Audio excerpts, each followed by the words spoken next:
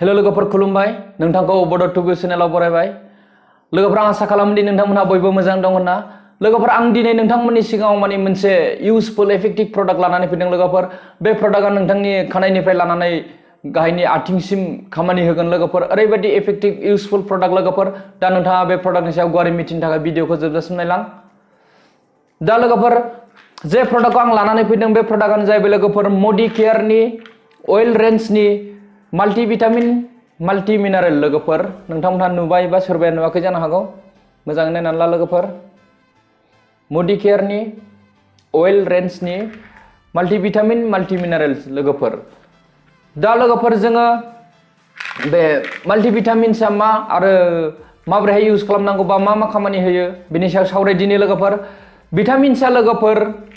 Organic साबस्टेन्स लोगोफोर बेखौ जोङो माने एनिमेल्स एबा प्लान्ट बेनिफ्राय मोननाय जायो लोगोफोर आरो लोगोफोर मिनारेल्सआ ओरैबायदि अर्गेनिक एलिमेन्ट्स लोगोफोर बेखौ जोङो हा एबा दैनिफ्राय मोननाय जायो लोगोफोर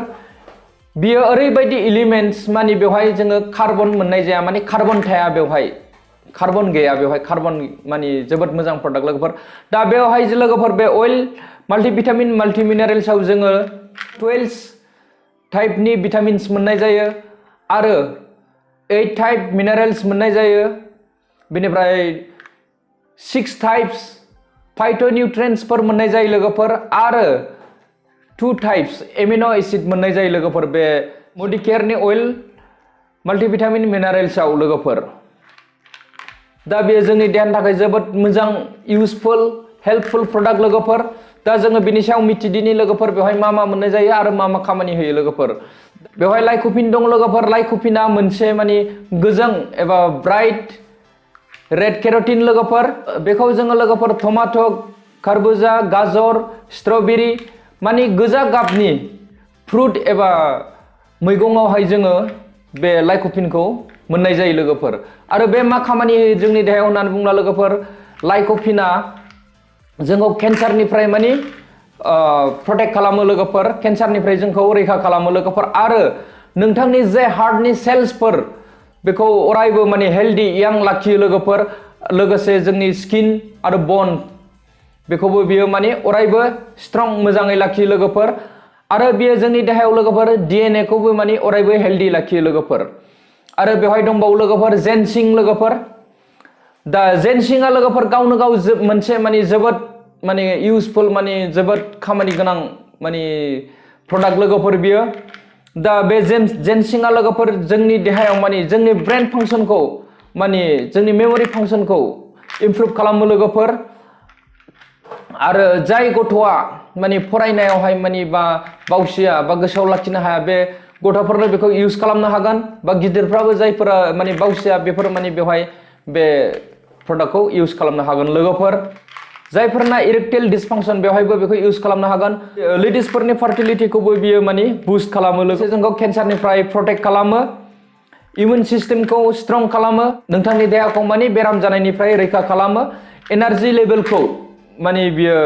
इमप्रुभ खालामो लोगोसे माने बियो ब्लाड सुगारखौबो मेनटेन खालामो माने ब्लाड सुगार जानायनिफ्रायबो जोंखौ रैखा खालामो लोगोफोर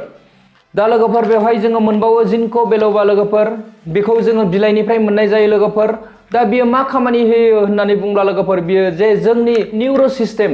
माने जोंनि रोदाफोर जे जोंनि देहायाव जे गोबां रोदाफोर दङ दा बेखौ माने जोंनि निउर' सिस्टेमखौ बेयो माने अरायबो माने हेल्दी लाखियो मोजां लाखियो लोगोफोर बुस्ट खालामो जोंनि बे निउर' सिस्टेमखौ लोगोफोर आरो नोंथांनि ब्रेन फांसनखौ माने बियो बुस्ट खालामो माने जोंनि खर'नि मेलेमनि माने जोंनि साननाय बेखौबो बियो माने बुस्ट खालामो माने लोगोफोर आरो लोगोसे जायफोरना माने जोङो उन्दुनाय समावहाय माने जों साइड मोनसेजों उन्दुयोबा जोङो माने एखमबा जोंनाव खर' सायो दा बियो माबोरैहाय जायो होननानै बुङोब्ला लोगोफोर बे जोंनि जे निउर'आ जोंनि रोदाया माने जों साइड मोनसेजों उन्दुनायनि समावहाय माने नारसिननाय जानायजों बियो माने प्रेसारजों माने बियो गोदोनानै थायो लोगोफोर माने सेप्ता जानानै थायो बेवहाय माने जोंनि ब्लाड सार्कुलेशना थांलाय फैलाय माने मोजाङै जानो हाया बेनि जाहोनाव जोंनाव खर' सायो लोगोफोर दा बेवहायबो लोगोफोर माने बियो जोंखौ हेल्प खालामो लोगोफोर दा लोगोफोर बेवहाय जोङो एल लाइसिन मोनबावो एल-लाइसिना मोनसे रोखोमनि एमिनो एसिड लोगोफोर आं सिगाङाव बुंखादों बाहाय माने एमिनो एसिडबो मोननाय जायो होननानै दा लोगोफोर जोंनि देहायाव कलाजेन गैयाब्ला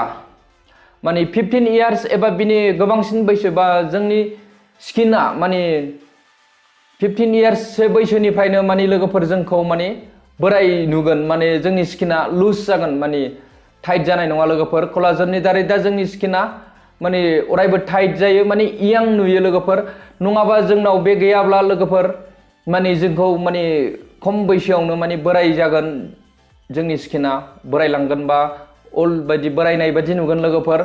दा जोंखौ बे कलाजेना लोगोफोर माने बे जोंनि स्किनखौ माने अरायबो टाइट लाखिनानै माने जोंखौ इयां लुक होयो लोगोफोर माने जोंनि स्किनखौ अरायबो मोजां लाखियो लोगोफोर आरो लोगोफोर बियो जे नोंथांनि डाइजेस्ट हेल्थखौबो बियो माने बुस्ट खालामो डाइजेस्टआ जुदि मोजाङै जायाब्ला लोगोफोर जोंनावहाय माने गेस जानायनि चान्सेस थायो दा गेसआ माने गेस बा एसिडिटी जानायनि चान्सेस थायो दा बिसोर जायोब्ला माने फिसा फिसा खोथायावथ' नाथाय गोबां प्रब्लेम जानायनि चान्सेस थायो लोगोफोर बे माल्टिभिटामिन माल्टिमिनारेलनि दारैहाय जोङो माने बेनिफ्राय जोङो प्रटेक्ट खालामनो हायो मोनो आरोखि एन्टिबडी हार्मन सिक्रेशनखौ लोगोफोर बियो रेगुलेट खालामो लोगोफोर आरो हार्मनखौ बियो गोजौ गाहाय जानो होआ लोगोफोर हार्मनखौ माने जोंनि देहानि जे हार्मनखौ बेखौ माने बियो बेलेन्स माने नर्मेलाव लाखियो लोगोफोर गोजौ गाहाय जानो होआ आरो जाय बिथांमोना माने इरेक्टाइल डिसफांसन बा इरेक्टाइल प्रब्लेम जाबाय दा बेनावहाय माने जेरैहाय टेस्टोस्टेरन माने इनबेलेन्स जायो टेस्टोस्टेरन लेभेला माने इनबेलेन्स जायो गोजौ बा गाहाय अभारद्राय बा खम जायो बेखौ माने बियो मेनटेन खालामो लोगोफोर माने थि बिबांनि लाखियो लोगोफोर बे एल-लाइसिना लोगोफोर आरो जों लोगोफोर बेवहाय मोनबावो एल-कार्बनेट दा लोगोफोर बे माइक्र'कन्ड्रिया जों जानाय आदार जे जों जे जानाय आदार बिनिफ्राय माने एनार्जि बुथुमनानै जोंनि जिबख्रिनो दैथायहरो लोगोफोर बे माइक्र'कन्ड्रिया लोगोफोर जोंनि जिबख्रिखौ हेल्प खालामो लोगोफोर दा लोगोफोर जों बेवहाय मोनबावो पिक्न'जेनल बियो मा खालामो होननानै बुंब्ला लोगोफोर बियो नोंथांनि देहायाव जे इनफ्लेमेशन जायो एक्सटार्नेलि एबा इन्टारनेलि बिनिफ्राय बियो जोंखौ प्रटेक्ट खालामो लोगोफोर लेडिसफोरनाव माने फार्टिलिटी जायो बेखौ माने बियो बुस्ट खालामो जे इरेक्टाइल डिसफांसन जानायखौ बियो माने बुस्ट खालामो लोगोफोर आरो ब्लाड प्रेसारखौ कन्ट्रल खालामो लोगोफोर जोंनाव माने बियो लोगोफोर माने जोंनावहाय ब्लाड प्रेसार जानो होआ लोगोफोर दा लोगोफोर जोंहा दंबावो लुटिना लोगोफोर माने स्पेशली मेगननि थाखाय लोगोफोर माने जाय बिथांना माने नुथायावहाय माने खम एबा जोङो सेंग्रा बा बे यां स्टेजावनो माने गोबां सुबुंना माने मेगननि पावारा खम जालाङो बेखौ माने बियो प्रटेक्ट खालामो लोगोफोर रिपेयार खालामो माने बे नोंथांनि रेटिना सिंनिफ्राय बियो माने प्रटेक्ट खालामो लोगोफोर जोंनि बे नुथाय जे बेखौ बियो माने मोजां खालामो लोगोफोर पावारखौ माने थि लाखियो लोगोफोर जोंनि मेगननि पावारखौ बियो बारायहोयो लोगोफोर आरो बेवहाय लोगोफोर मोनबावो पेप्रिन लोगोफोर पेप्रिना जे जों जानाय आदार बेखौ माने बियो थाबैहाय माने हजम खालामनानै माने दोगोन खालामनानै बियो माने जोंनि देहायाव एनार्जि होयो लोगोफोर आरो नोंथांनि जे ब्रेन फांसन बेखौ बियो माने नोंथांनि जे मेमोरि पावार बेखौ माने बियो इमप्रुभ खालामो लोगोफोर आरो लोगोसे इमिउन सिस्टेमखौबो माने बियो माने गोख्रों लाखियो लोगोफोर जोंनि देहायाव दा लोगोफोर बेखौ नोंथाङा माने 12 इयार्सनि गोजौनिफ्राय बयबो सुबुङानो हिनजाव जा हौवा जा लोगोफोर बेखौ माने कनजुम खालामनो हागोन फुंनि समावहाय ब्रेकफास्ट खालामखांनानै दैजों थरसे खरि दिनावहाय लोगोफोर बेखौ थरसेनि गोबां जानो नाङा अनलि थरसेल' जानांगौ लोगोफोर दा बेखौ लोगोफोर जोङो 410 रुपिसाव मोननाय जायो दा लोगोफोर मडि केयारावहाय जुदि नोंथाङा प्रि रेजिस्ट्रेसन खालामनानै बे प्रडाक्टखौ पारचेस खालामोबा आरो गाहायाव मोनबावगोन लोगोफोर दा लोगोफोर बे प्रडाक्टआ माने जोबोद खम प्राइसआव मोननाय जायो जों लोगोफोर मानो जोङो मार्केटावहाय माने बेजों माने कम्पिटिसन खालामनो हानाय कम्पेयार खालामनो हानाय प्रडाक्ट मोननाय नङा लोगोफोर बे एसे प्राइसआवहाय आरो माने एसेबां बिबांनि माने बेवहाय माने जोङो भिटामिन्स मिनारेल्स आरो एमिनो एसिड आरो फाइट'निउट्रियेन्ट्सफोर मोननाय जायो लोगोफोर दा बियो जोबोद मोजां नोंथांनि हेल्थनि थाखाय दा आं आसा खालामो नोंथांमोनहा बे प्रडाक्टखौ माने बयबो सुबुङा माने दैलि लाइफ स्टाइलावहाय माने बिजि लाइफ स्टाइलावहाय माने नोंथाङा बेखौ इउज खालामो आरो लोगोफोर नोंथांमोनहा जुदि बे प्रडाक्टनि सायाव गुवारै मिथिनो लुबैदोंबा आरो बुजियाखैब्ला नोंथाङा आंखौ कल खालामनो हागोन बा WhatsApp मेसेज खालामनो हागोन दा लोगोफोर दिनै बेखिनियानो लोगोफोर बाय टेक केयार।